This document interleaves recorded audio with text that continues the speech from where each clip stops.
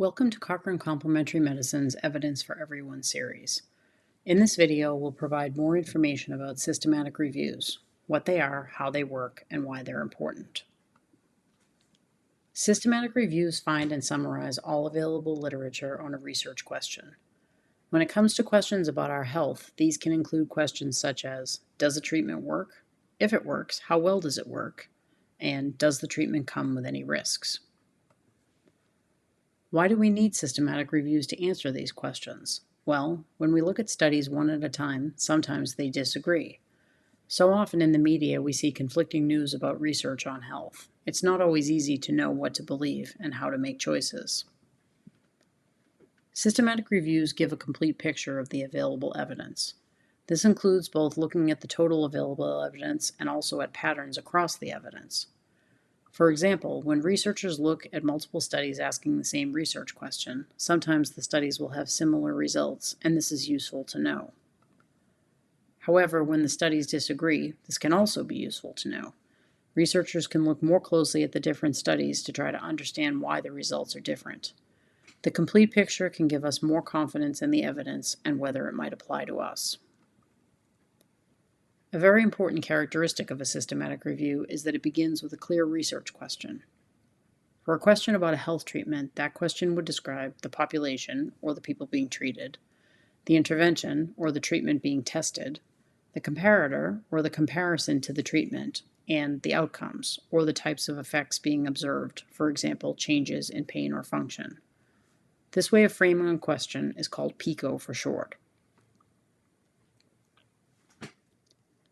Why is it important for a review to have a specific research question? Well, if the question is too general, it is difficult to come up with a meaningful answer. For example, we might be interested in whether vitamin D can help treat COVID, but this question is too general.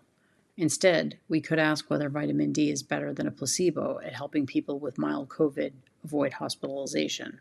This is a clear and measurable question that can be answered.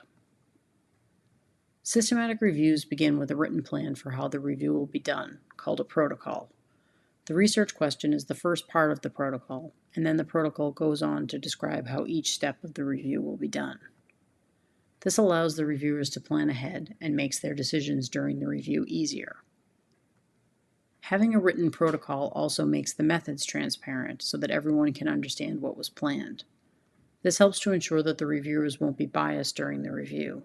That is, to change their methods in order to get different results. After the protocol is written up, the first step in carrying out the systematic review is to find all the studies that are relevant to the review question. In a good quality systematic review, this will involve searching multiple research databases and even looking for unpublished studies. Why is this important? One reason is that studies that are easy to find from a simple search of a single database might be different from studies that are harder to find. Research has shown that studies that are easier to find tend to have more positive results. Using only the easily found studies could give an incomplete and incorrect picture of the treatment. For this reason, good systematic reviews include thorough searches for studies. After searching is done, the studies that have been found are checked to see if they match the research question, and if they do, they are selected for inclusion in the review. Then, information like the study question, how the study was conducted, also known as the study methods, and the study results are collected from each study.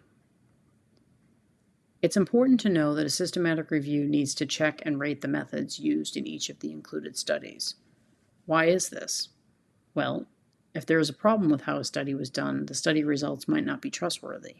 How well the studies were done needs to be taken into account when summarizing the information across studies. Sometimes you will see problems with study methods described as problems with quality or risk of bias.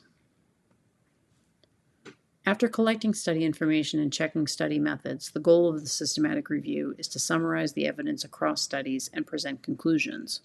A statistical method called meta-analysis can be used to summarize the numbers across multiple studies.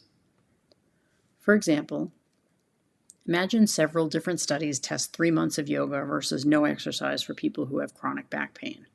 A systematic review could ask the question, for people with chronic back pain, what is the difference in back pain after 3 months of doing yoga or not doing yoga?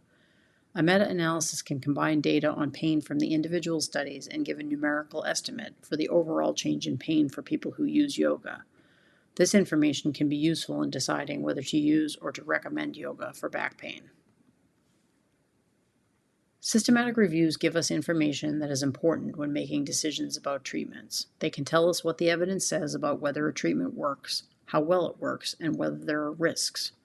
Reviews can also tell us how trustworthy and complete the evidence is, and whether the available evidence is relevant to our own situation or setting. So remember, a systematic review summarizes all relevant information on a research question. For questions about health treatments, it gives a complete picture of what is and is not known about using a treatment. And we can use it as a source of the best available evidence when making decisions about using or not using a treatment. Thank you for watching this Evidence for Everyone video from Cochrane Complementary Medicine. You can find more videos like this as well as other informational resources on our YouTube channel.